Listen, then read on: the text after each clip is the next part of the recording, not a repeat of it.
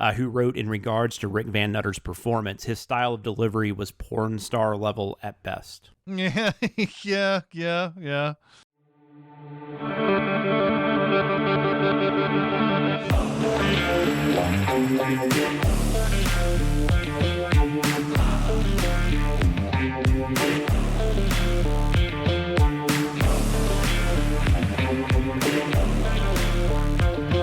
Welcome to Gold, Diamonds, and Death, a James Bond podcast. I am your 00 host, Jonathan Watkins. I am a writer for all things under the Cinemasins brand name and the co-host of the Behind the Scenes podcast. Joining me each and every week for this endeavor, he's my thunder to my balls. Wait.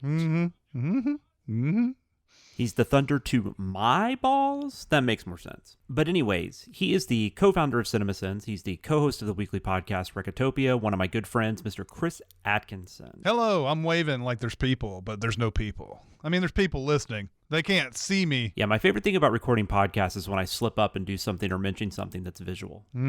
But anyways, we're going to be talking about Thunderball this week, which was at the time a super popular Bond film. It becomes the most financially successful Bond film and will keep that status for a while. But anyways, let's get into it. We're going to do a little dip behind the scenes in a segment we like to call Eon Flux. This is a journey. I'm gonna make a movie! We have to go back, Kate. Wow, how did you know all that stuff? I did my research. I don't understand any of this. What the fuck is going on? We are going to scour through the history of Eon Productions and give you all the highs and lows that went into the makings of these films.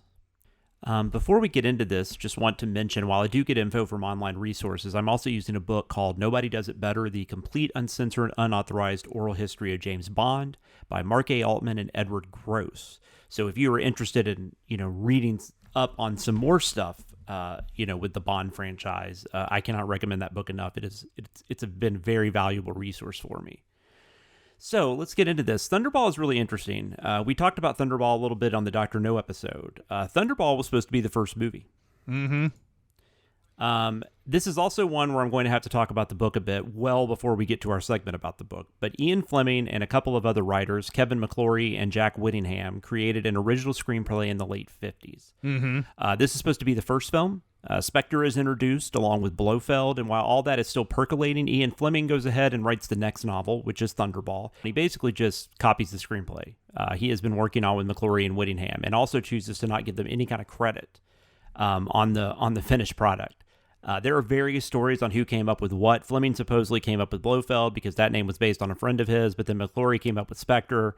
Eventually, this becomes a lawsuit that the writers are involved with, and because of the legalities, the studio moves away from making Thunderball the first film. And like I said, we covered all this in the Dr. No episode, so if you haven't listened to that, that's a high recommend. You should go check it out. But then over the years, this stuff is going to go through the courts. McClory still wants to make Thunderball, so as Goldfinger is becoming a huge success, McClory begins pre-production on an adaptation of Thunderball that would not be in the official James Bond canon. Eon Productions at this time is working on adapting On Her Majesty's Secret Service.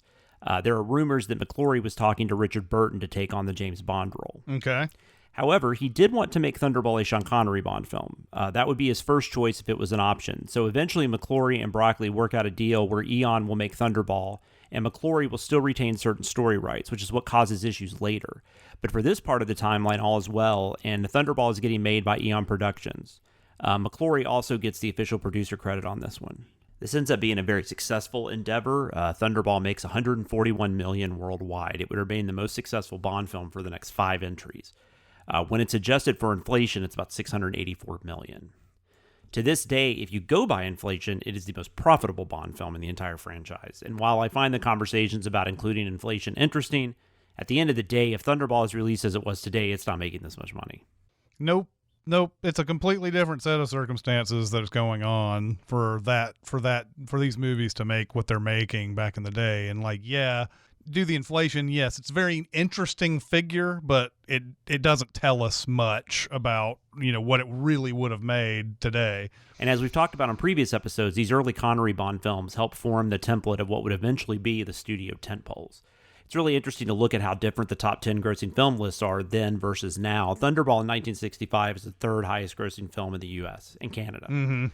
The 2 movies that grossed more were The Sound of Music, the eventual Best Picture winner, and Dr. Zhivago. Thunderball would probably easily beat both of those movies today, There's just no way a 3-hour movie based on Dr. Zhivago is probably making top 3 kind of money at the box office in today's world.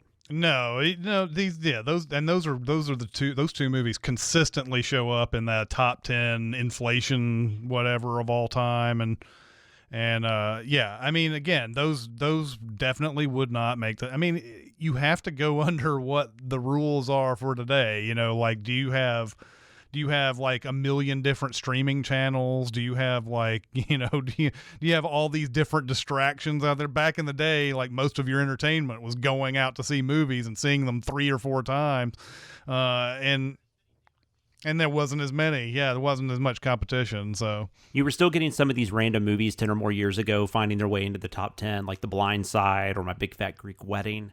But those aren't the norm, and it keeps getting rarer that those types of movies are getting any kind of top 10 money. Even something like a Tarantino film could still be lumped in the IP conversation because a Tarantino film has kind of become its own thing. Yeah. It's just so rare that something that isn't already its own brand does this much at the box office these days, for better or worse. Mm-hmm. It's just an interesting conversation to me. And even going into the 80s, you had movies like Rain Man finishing number 1 at the box office. Yeah.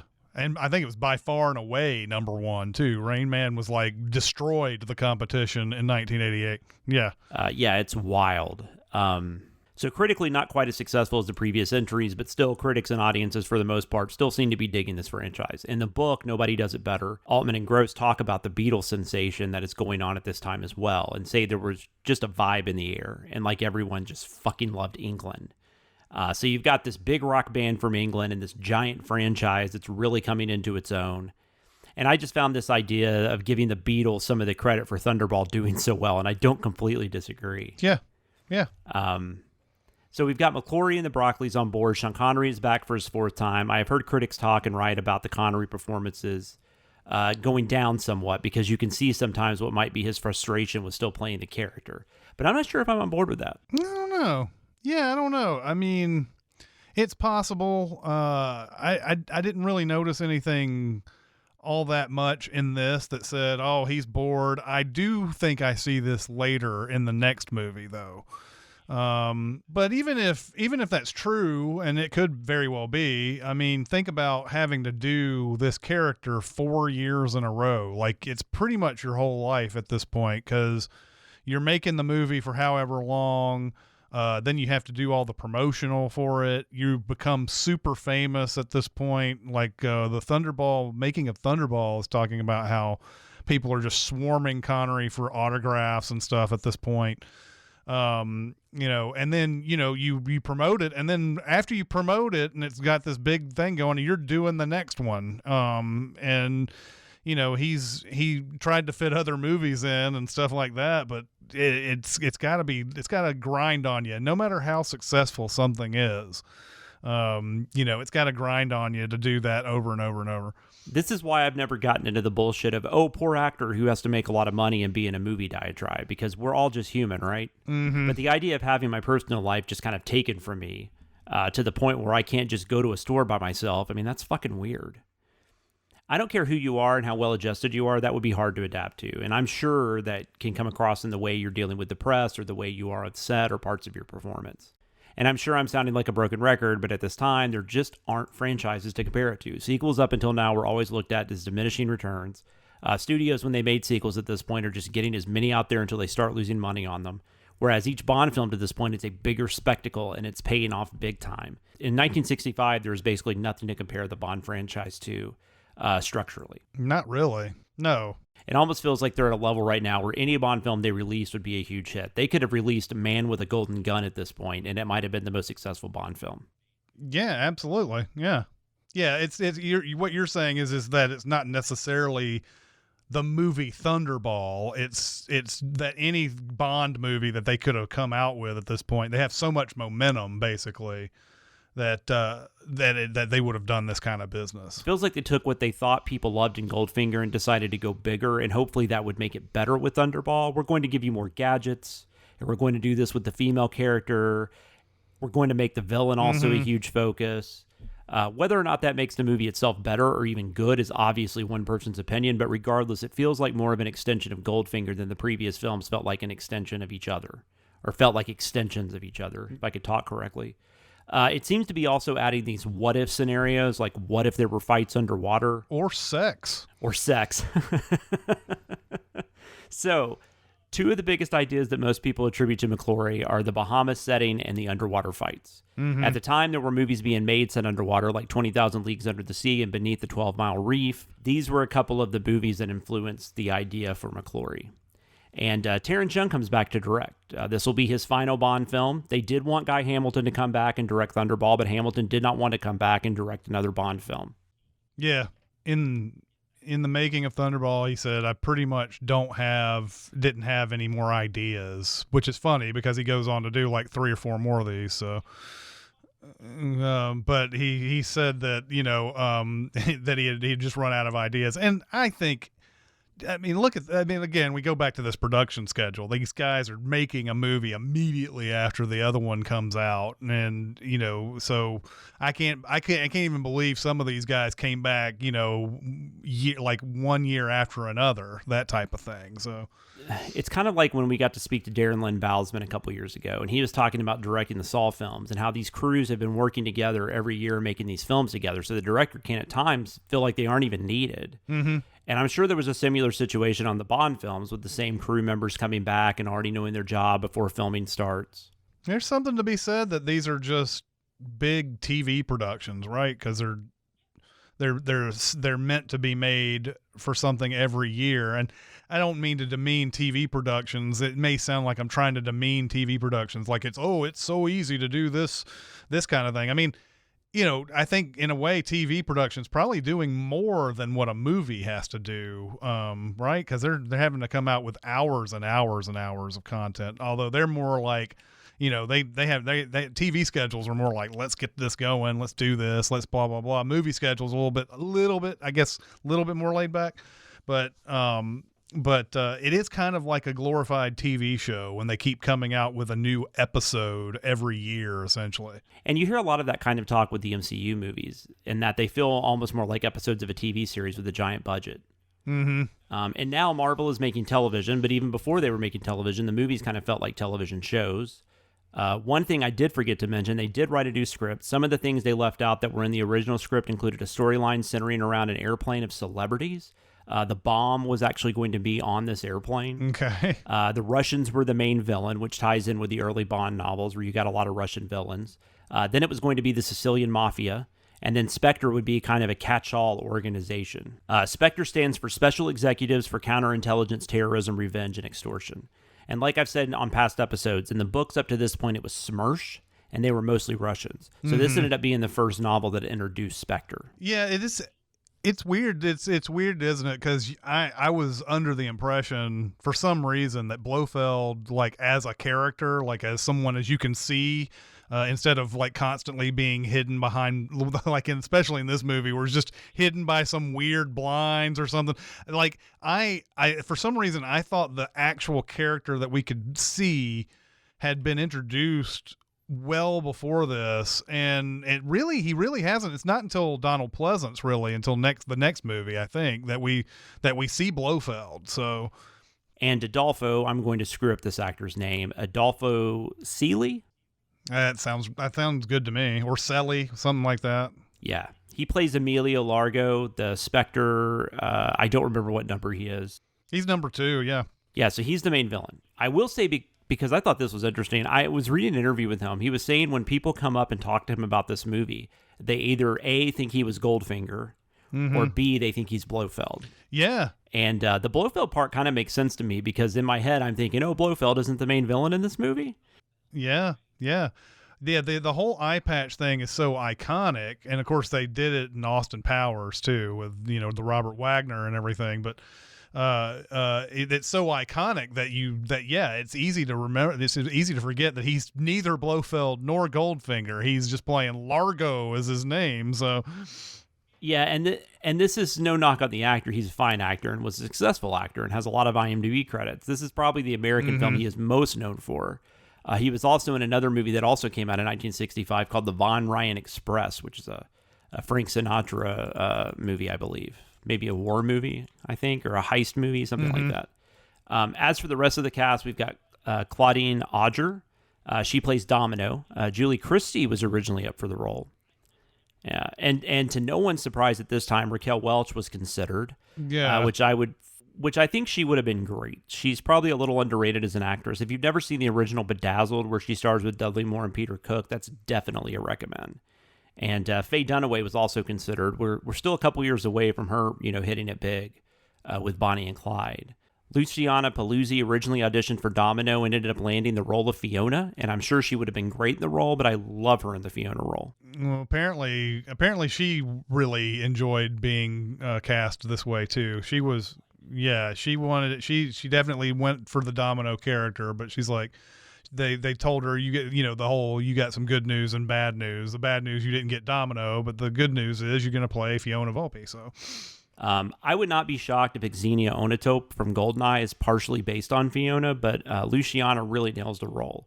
And I just love when they have a female character who could clearly not give two shits about Bond.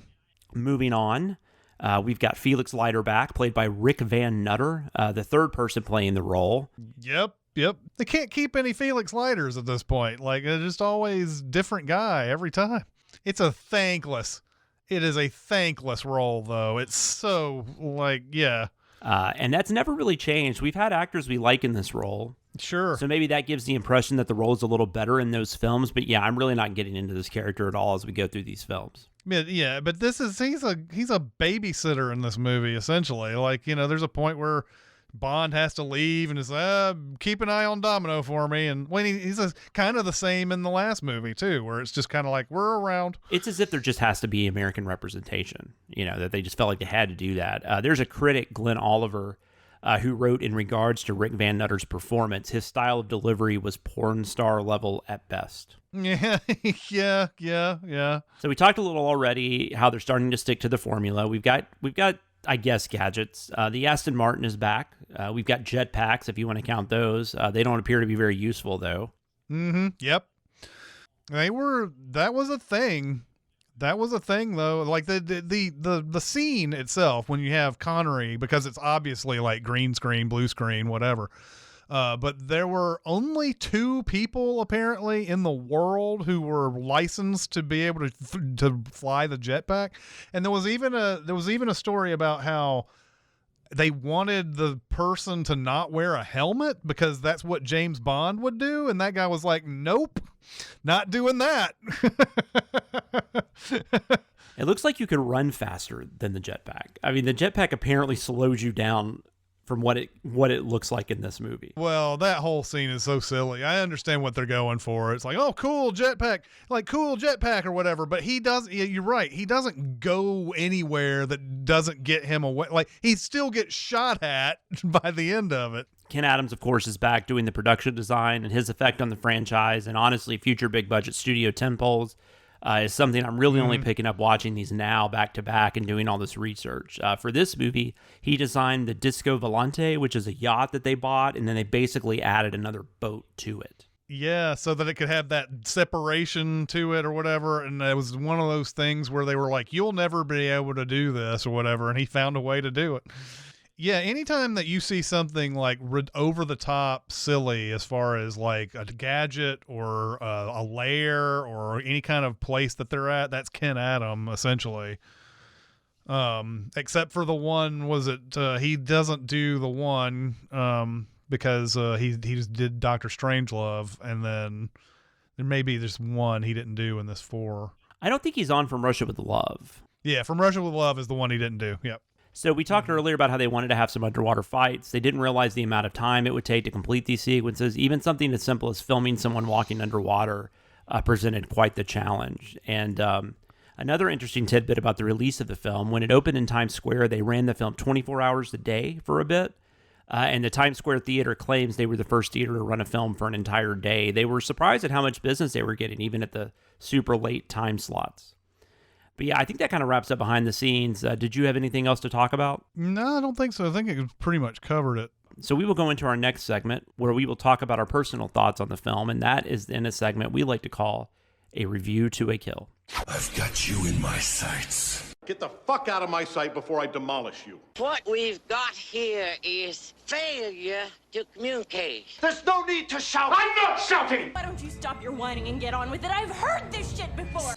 We are going to give you our thoughts on whatever film we are discussing this week. This week we are discussing 1965's Thunderball. Mm-hmm. Chris, I assume this is another one of these that you came to as an adult. What are your overall thoughts in regards to Thunderball? Yeah, and more, I don't know if this, the question that you ask, if I've ever seen this before or whatever. Like, there's probably some movies back in this day that I saw when I was a kid and then didn't remember it until didn't remember it and then watched it.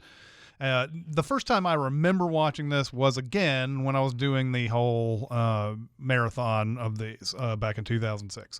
But Thunderball was a weird experience because it was a movie that, the name of it is something that is super famous. It's a Connery because everybody loves Connery. And I remember it leaving me a little bit cold. And I still watched a lot of the behind the scenes back then, too. And I remember seeing some featurette where there were like these Thunderball fans who were like setting up special screenings of Thunderball back in, like, I don't know how long ago this was, but you'd see they had a featurette, and maybe even be on this Blu-ray that I have today. I didn't see it, but they're talking about, like, special screenings of Thunderball, like it's the most special of all the Bonds and everything. But there's always been something that's left me a little cold about this, and I can't quite put my finger on it. I don't know if it's because it seems to meander it just seems to meander a little bit. And there's the underwater fight is quite something. I mean, that takes a lot to stage, obviously. That's a lot of stuff going on all at once.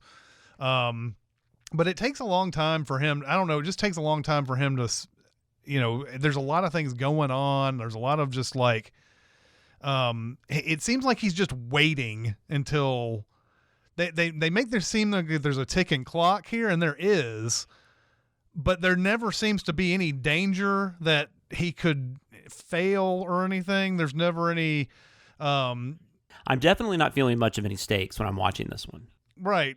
Yeah, I mean, it says they've aimed this. They're going to aim this nuclear warhead at Miami. That's the stakes. But like, I never get the sense that that's ever going to be a problem. They try to make it a point because they show that one dude in the British Parliament who's like, guess we're just going to have to pay these guys. He says it like 3 times in the movie. And like, yeah, we get where you're from, dude. We understand that you want to pay these guys if we can't. We're going to do that if we can't get this nuclear missile or whatever. But I never get the sense. Even on the last time he says it, he's like, well, we've got 14 hours. And I'm like, that sounds like a lot.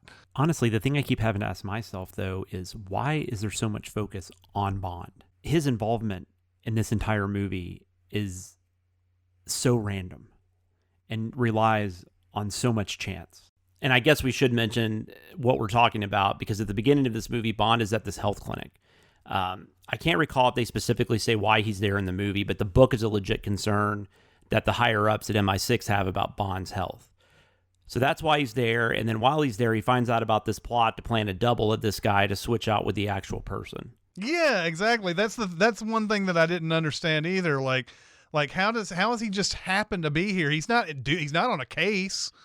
No, not at all. In fact, they keep telling him to quit calling them because he's supposed to be relaxing. He almost gets himself killed. Yeah.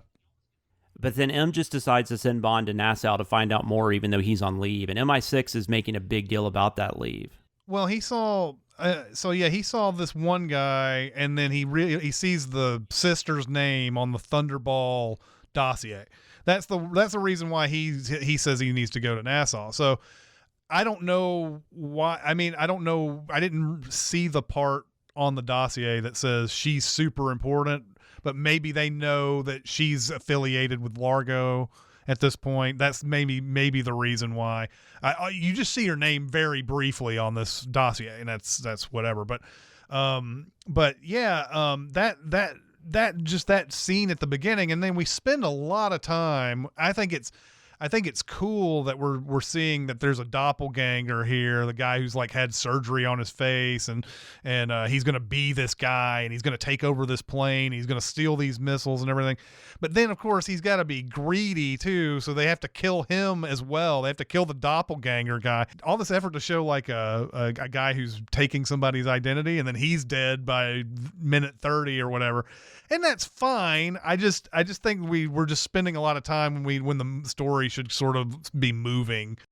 Like I said, I don't think it has anything to do with the actor, but the way Largo is written, I don't find him all that interesting. And honestly, a lot of this movie just feels like a response to all that worked in Goldfinger, and they are duplicating it to the best of their ability in this film, which is crazy because it's barely a year later that the film is released. It would have had to have been started on during the filming of Goldfinger.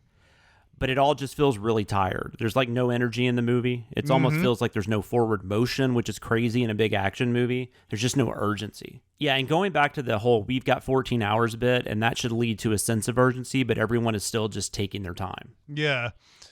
There's a point where it looks like he's shaking Fiona and the henchmen, and then they just randomly show up at the place where he ends up, and like it extends even more. They have to kill her off, I guess.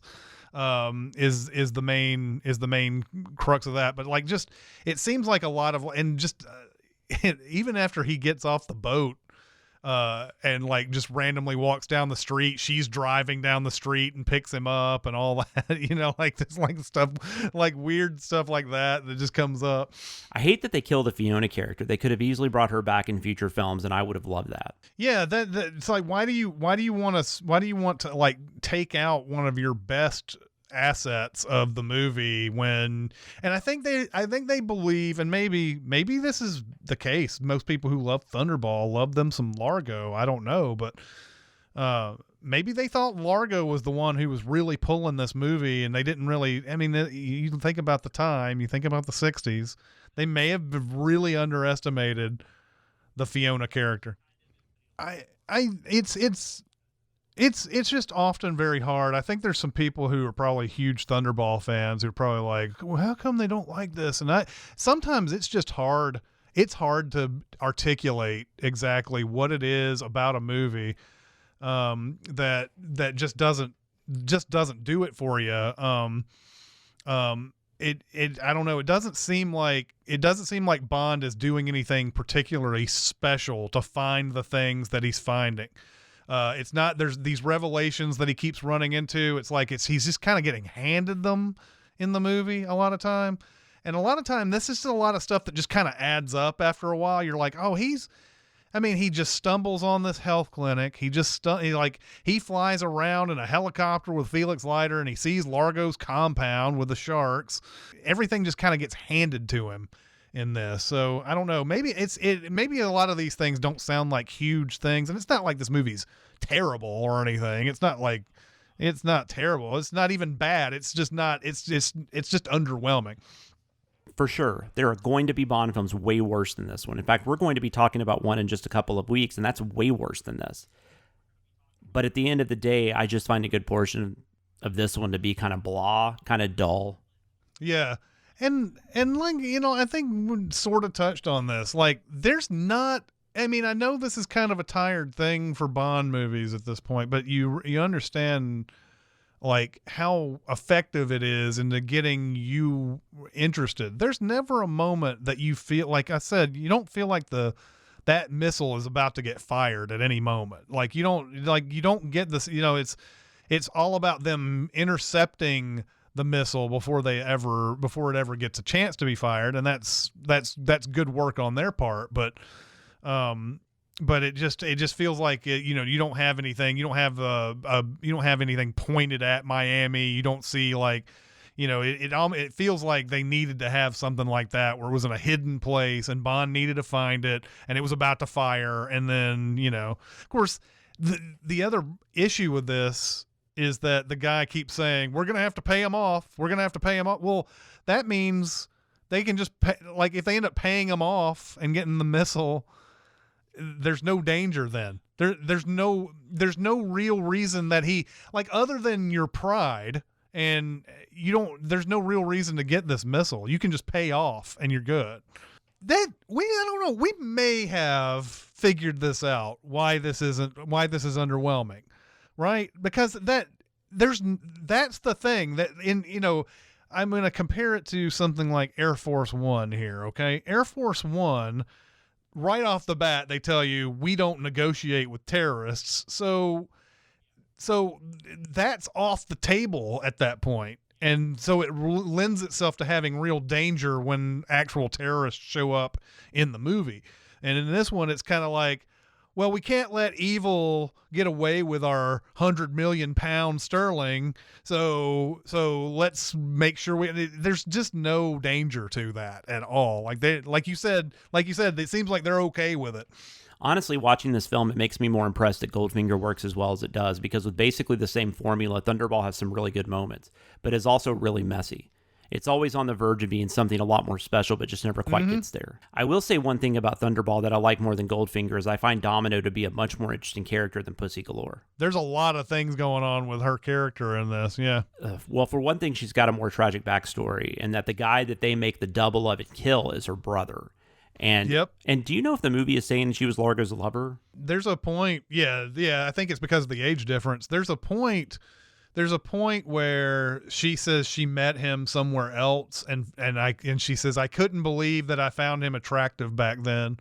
And I think that's just, it's the story of like someone who really enjoyed the money and the wild lifestyle, and then it got boring after a while when you realize you have to be with Largo the whole time. So she's the sister of that guy. She's involved with Largo. Yeah, there's a lot of like different things going on with her in this. She does give a nice performance, and I think there's some interesting stuff there. But another issue I had with it was just the generic bad guy motive, which maybe it wasn't at the time, but I'm so tired of bad guys with nukes blackmailing everyone.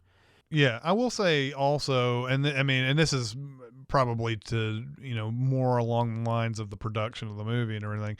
It is kind of insane that they're using real sharks and that there are people having to interact with it. There was some stories about how Connery, of course, was super scared about getting in that tank with the shark, and he's not acting when they show that one scene of the shark coming after him, and they Ken Adam built him like this plastic or plexiglass thing, but there was a 4-foot space that didn't get covered, and the shark went through that at the very first.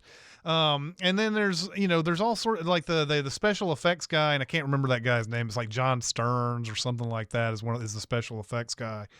Was saying that, there's that scene which they don't make too much of a big deal about, but when Bond is getting out of the water, there's a shark right on his ankles basically, and they don't even really. I think this is a thing like in a today's movie, you would have like 500 different cuts of the shark coming right after him as he's getting into the pool, and that's kind of cool, but they don't make it seem like it's a big deal at all when he gets out of that pool and that shark's right on his ankles. But they said that right there was a scene where Stern, I think it was, I'm trying to remember if it was John Stearns was his name. When he had to go out there and John Steers is his name. He had to go out into this pool where there's still tons of sharks for some reason. Why are there still sharks there? I don't know. But he had to push this dummy shark towards Bond in that scene and everything. And apparently at first Terrence Young wasn't getting what he wanted. So he had to keep going out. And he's like, before I knew it, I'm in the middle of the pool and I'm having to like push the shark, and like there's actual shark. So then like an actual shark thinks that the dummy shark is after him, and then suddenly he's like, they're fighting in the pool, and he's like, I just ran out of there real quick, because it was like the pool apparently turned blood red after that. Like there was all sorts of like craziness going on. There are a couple of pretty exciting scenes in the movie, but I just feel like we're just kind of like waiting for the inevitable instead of yeah. And it also starts to sound like we're piling on here, like it's because we're trying to come up with reasons why it didn't affect us that well, but like it's just something that just never seems like it gets going. Anyway, Going back to the underwater fighting, I do like the concept, but the execution is just fucking weird. well, the thing about it is that, they do a pretty good job because they give the good guys blue masks and they give the bad guys black masks. And it leads to one of the all-time well-known continuity errors of all time where, I think I said all time already, but where Bond loses or gets his mask ripped off and he goes and picks up one of the bad guys' masks. And then for every time they cut over to him in one shot, he's got the blue mask on. And then when they cut to the other one, he's got the black mask. It's a mass of bodies, and a lot of times we don't know who's who and what's going on, and it seems like there's just way too many. From what we've seen, like, it doesn't seem like there's a whole army down here, but it seems like they kill like hundreds of guys down here, and I'm not even sure.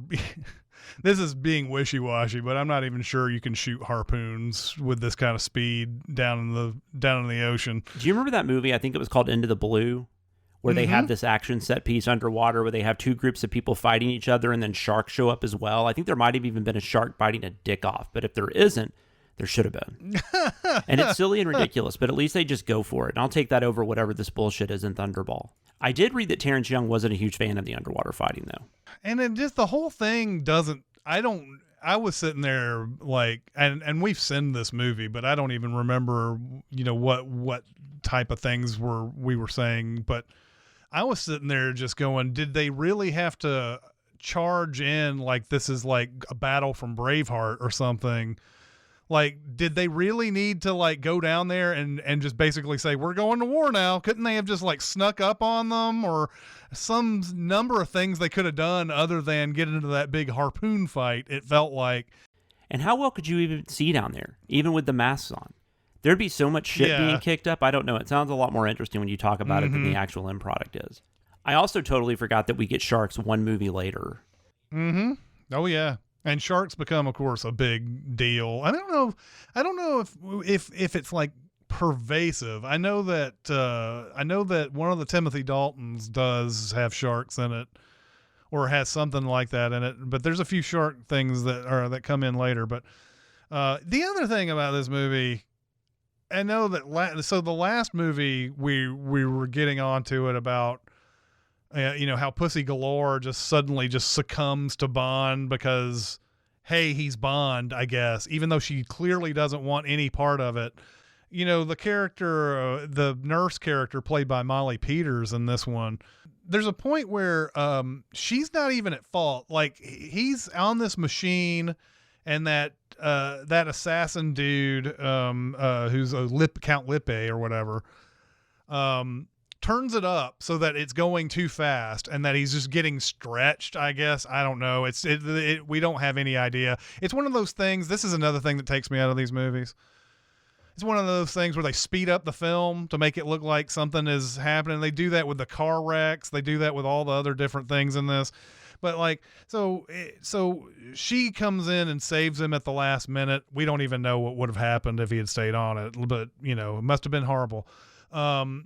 She says something like, "Oh, don't tell my boss about this," or whatever, and she's not even at fault. She had no reason to think that she was at fault. And he goes, "Well, I don't know. Maybe if you just basically if you have sex with me, I won't say anything." And she's like, no, okay. And then they go in the steam room and they apparently have sex. And then after that, she's like, of course, because Bond, knows all 500 pages of the Kama Sutra. She's like perfectly, like, she becomes a jealous girlfriend even later by the end of this scene. Like, even after she said she didn't want to do this, like, he blackmails her into having sex with him. And then she's like, all right, I like James Bond now. And it's just, I just would rather her just be a horny gal who wanted to have sex with Bond. And then, absolutely. That scene is just horribly uncomfortable. And then you have the whole blackmail aspect, which doesn't make a whole lot of sense. It doesn't. And then he's like massaging her with a mink glove. Right. And then later on when he pulls the fire alarm and that woman is like, like asking him a question, and he starts to kind of flirt with her a little bit, and then she comes out and like, yeah, but all of a sudden is jealous of this random woman out in the hallway, and like, right, look, I get it, I understand why they make this character this way, like, you want it. There's something about them trying to make him more of a man somehow. He takes, like, I think that's even what's said in the song for Thunderball. In fact, there's a lyric that says something like he takes what he wants or something like that. It's something similar to that. And it's this whole thing, like, you're not really a man unless every once in a while you blackmail somebody into having sex with you.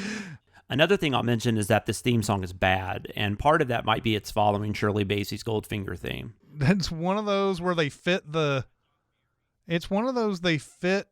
title in to the lyrics, and it's just for a rhyme, and it doesn't make any sense. It's not like Thunderball is the name of a person. Yeah, it's just the name of this mission that they go on, and I don't know if there's like some special I don't know if there's some special British meaning for Thunderball or whatever like that, but yeah, it doesn't seem to have any particular meaning other than this sounded cool. We're going to call it Thunderball. And then like they make a song, make sure there's Thunderball in it. And then he rhymed all with Thunderball. So it's like, okay. I love Tom Jones, but that doesn't save the song. All right, we're about ready to talk about the book, but first we need to get to our rankings. We are now going to rank this film in 5 different categories. Our scale will be based on something that Bond holds near and dear to his heart as long as they are shaken and not stirred, and that would be martinis. So for each category, we will rank from 1 to 5 martinis, 5 being the best damn liquid that has ever passed your lips,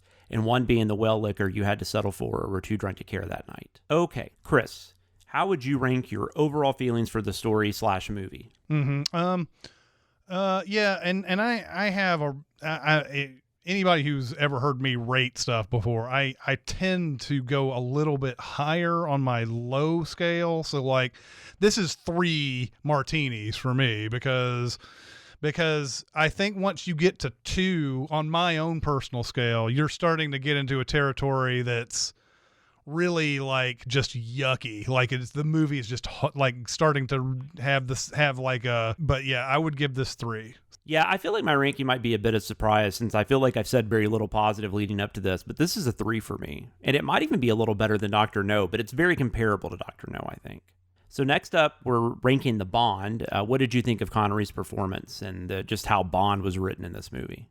Yeah, I think he's solid in this as always, and I would give him 4 here. There's not much to really critique about this. He's wearing this like a glove. I feel like a mink glove, and like a mink glove, indeed. Good callback there.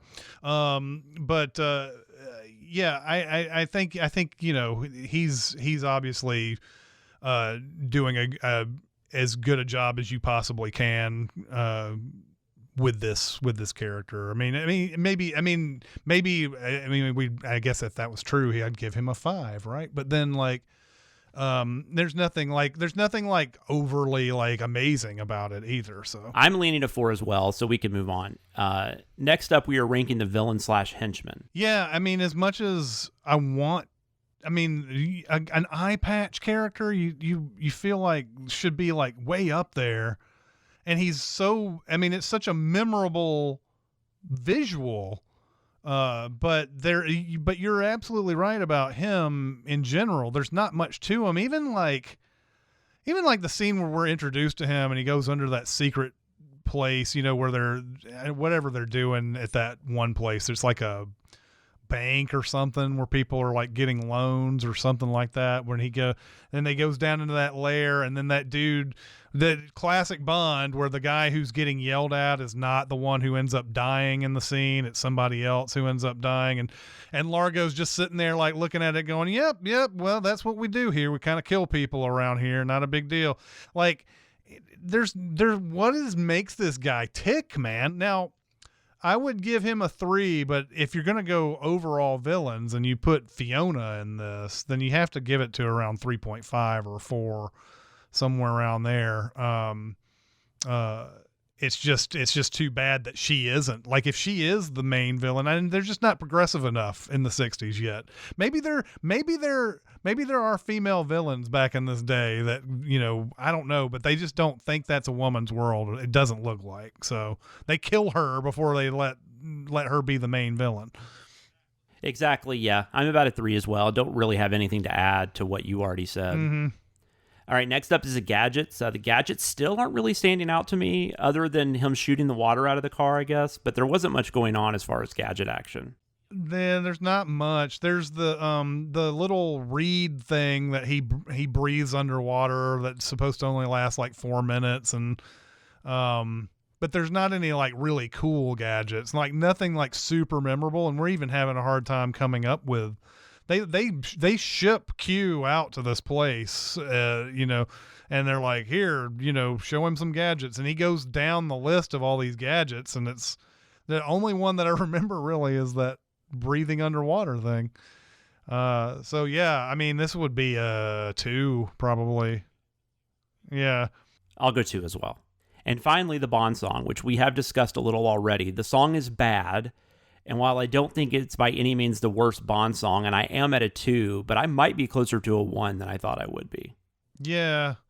I'm let me see these lyrics real quick. I can't believe this is a thing. He says, but he thinks that the fight is worth it all, so he strikes like Thunderball.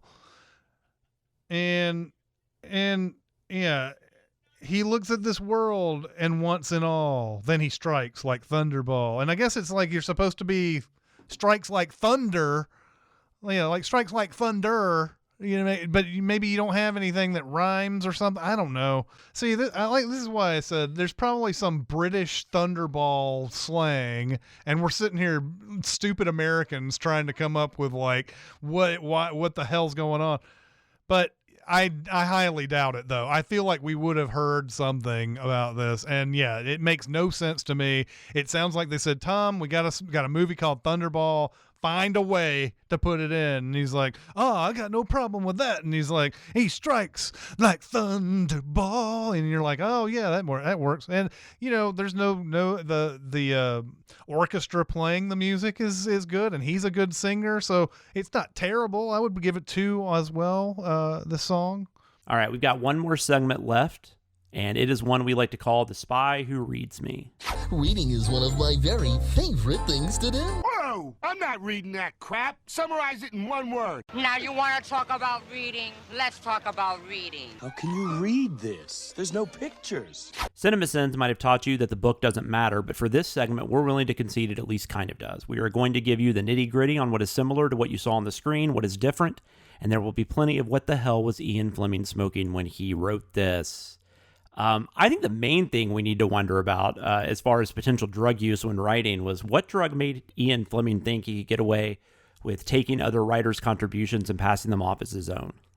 I guarantee, look, think about Ian Fleming for a second, right? He's written a bunch of these Bond books. He feels like, as one would, he has ownership over that character.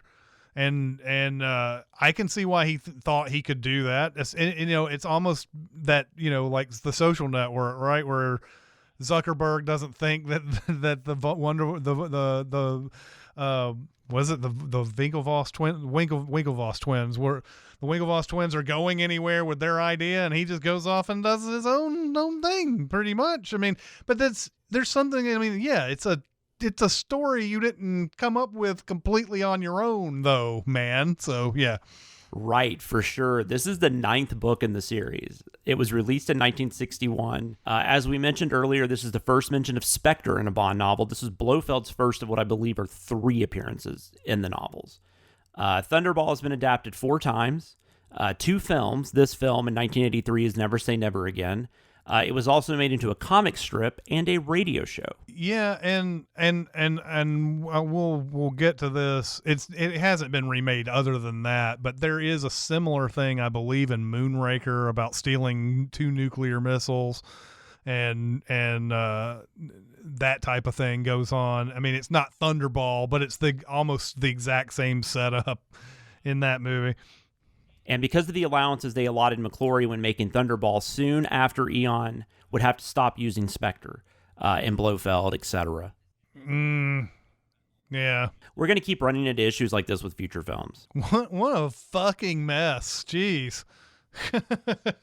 To compare this to something going on currently, the Friday the 13th franchise is involved in a bunch of legalities, and I don't know all the specific details, but basically Sean Cunningham, who is essentially the creator of the Friday the 13th films, and Victor Miller, who's credited as a writer on the first film,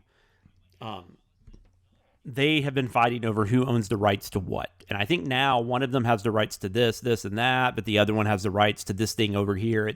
It's a huge mess, much like, the Bond thing.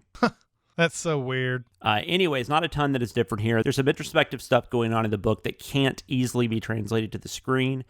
There's a decent amount of time spent on Bond's thoughts. If you think there's not enough action in the movie, it's a fucking raid film compared to the amount of action in the book. He's at the clinic at the beginning. There's a whole thing about MI6 being concerned about his health. There's a little more detail given about Count Lippy.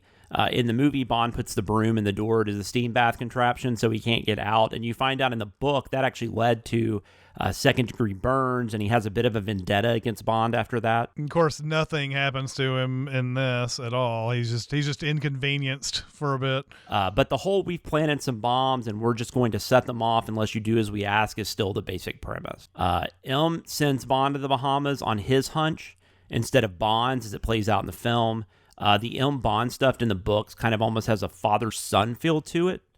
Bond seems to want to actually make M proud at times. It's weird. There's a little of that weirdness in the movies, but so far not much. Mm-hmm. Well, and by the way, just as an aside, the hat gag in this movie is just the fact that the hat rack is too close for him to do anything. So he comes in ready to throw it, but it's just there so that he can't throw it, basically. And then he comes back and the hat's gone. So somebody like Moneypenny or somebody stole the hat. Yep. So Domino and Bond's relationship in the book is a bit more intense. They even kind of leave it open-ended at the end, where you think maybe they'll have further relations. Felix Leiter is in the book a lot more than he's in the movie. Still pretty bland, though. And apparently there is some stuff in Live and Let Die, the novel, that carries over into this one with his character. But I'm reading these in the order of the movie, so I have not read Live and Let Die yet. I also found it interesting that Fleming actually had to go to a health clinic, so he drew on that event for the novel. And even the diagnosis Bond is given in the book is the same as what Fleming was given in real life. So he was incorporating a lot of his real-life struggles into the books. Blofeld was a name taken from a guy named Tom Blofeld that Fleming knew. And the title Thunderball came from a conversation Fleming had about a U.S. atomic test with somebody else. There's also a scene in the book where Bond is on a submarine, and the book is giving his inner concerns about Domino. And this goes back and forth to the sequence where Largo is torturing Domino. This scene is kind of in the movie. It's the scene where he goes through her room, but they just talk. But in the book, it's just really uninteresting, and there's probably less urgency in the book than we found in the movie. And that is all I have to say about Thunderball and its level of mediocrity that we seem to be alone in feeling. Look, it's got a 6.9 on the IMDb, so it's one of these movies that it's not considered one of the best. People obviously still like it because it's kind of a classic, but it's obvious it doesn't resonate with everybody. Even though it obviously has huge fans, but I agree. Next week we are stepping away from Eon Productions and we'll be tackling our first of 2 Bond films that were produced by other studios and people.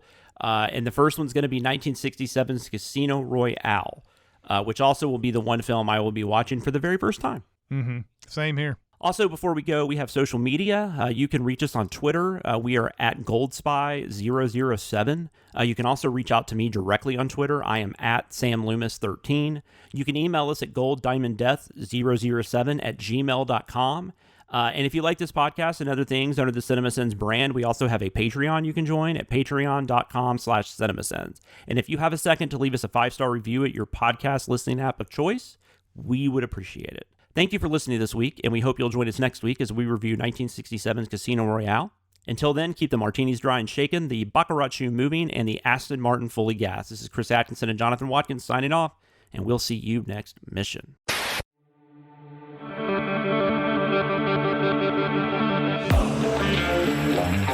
Yeah.